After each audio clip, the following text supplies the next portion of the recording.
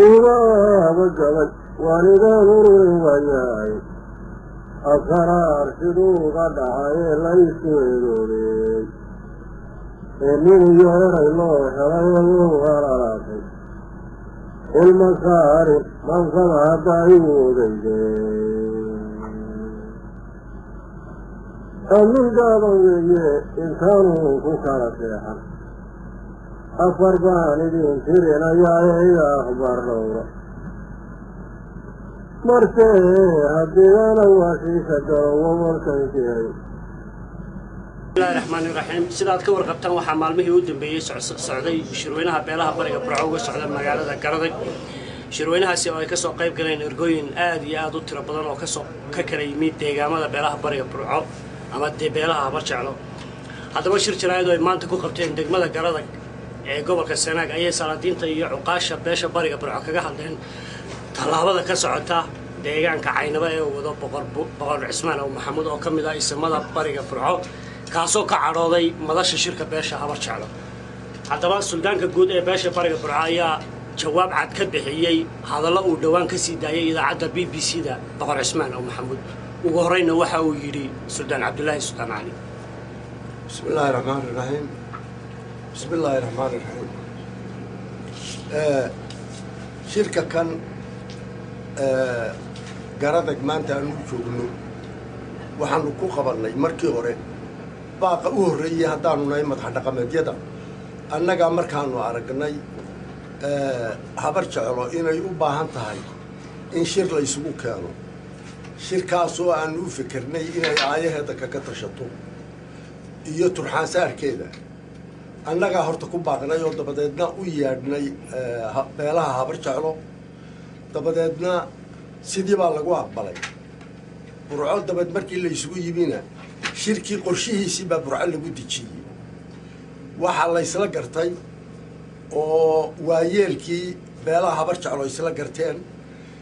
in la sameeyo ergo ka kooban 150 ergay inta kale barti sharafka ah ee ka soo qayb galaysana ay noqoto intaan leeg dabadeedna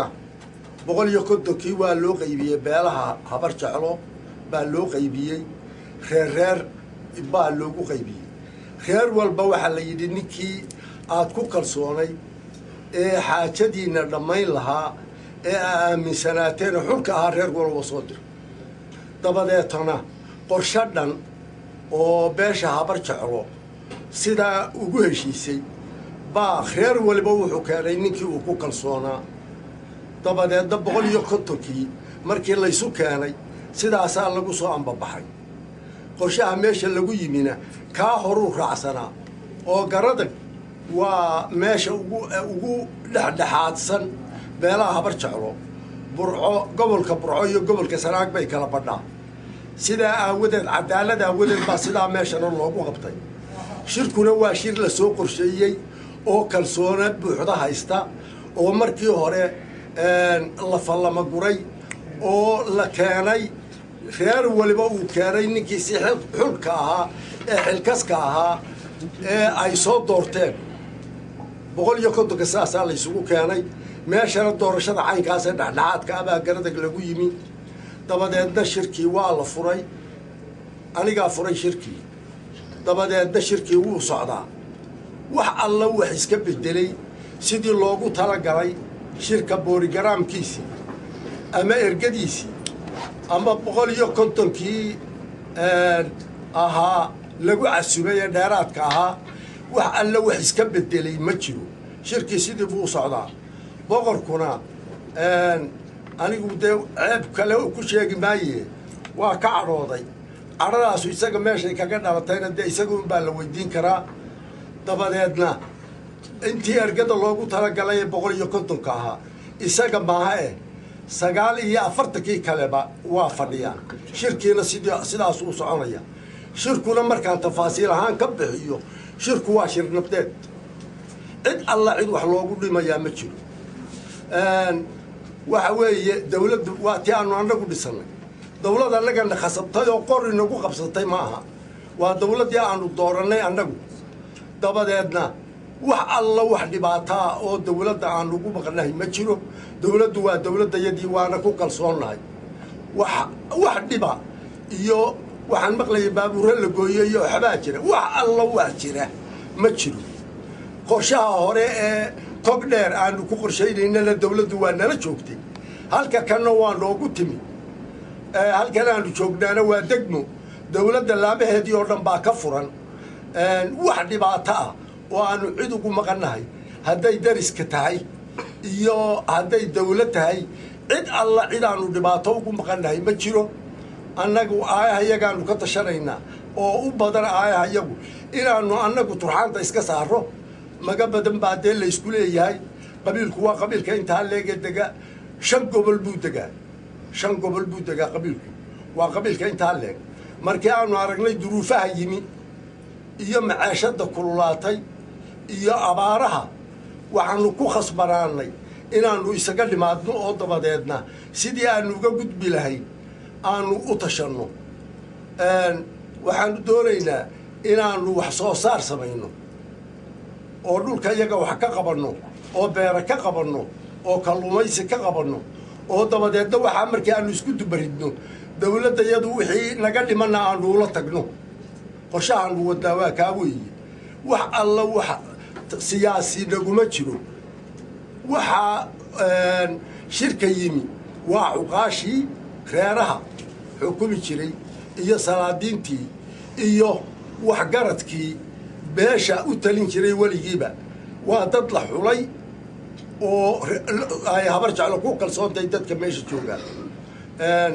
shirku dabadeedna waa caynkaa wax haddeer ka dhinmay iyo wax dhibaato ah oo ku soo kordhay midna ma jiro shirku sida uu ku furmay haddeerra ku fadhiyaa waa caynkaa shirka caynaba ka socdana waxa annagu shir beelaha habar jeclo matala ma aha shirkii habar jeclo ay qorshaysatay ee ku heshiisay ee ergeydeeda qaybsatay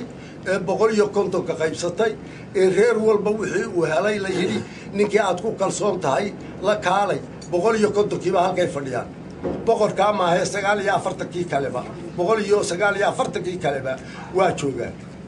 boqorkana isagaa la weydiin karaa waxa uu ku carooday yaa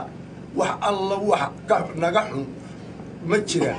cid alla cid aanu xumaan ugu maqannahayna ma jiro dawladdayadana daada dawladdu waa dawladdii aanu dhisnay annagu dawlad qori lagu qabsatay maaha dawladda jujubtayna maaha waa dawladdaanu annagu doorannay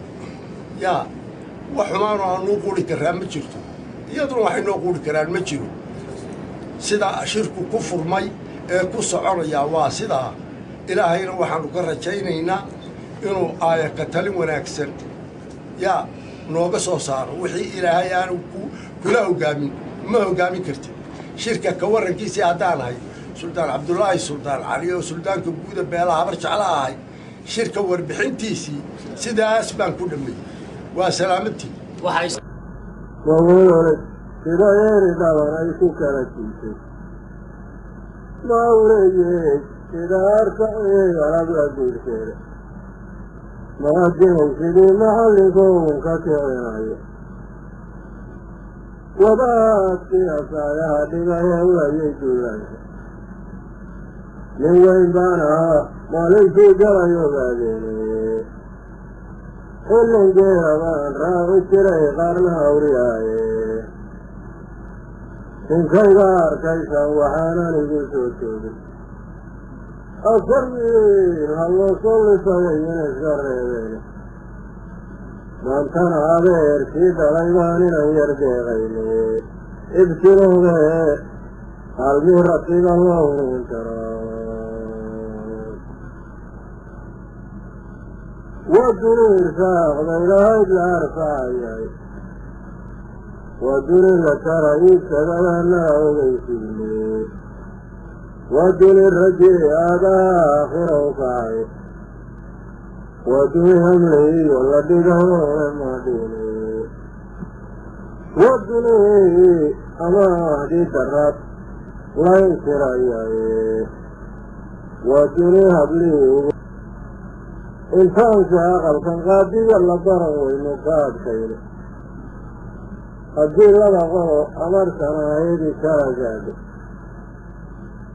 amafiyo haddii laysku diyo idinka ruurkeeda asuurteennu waa tii ahayd odayaday geeyi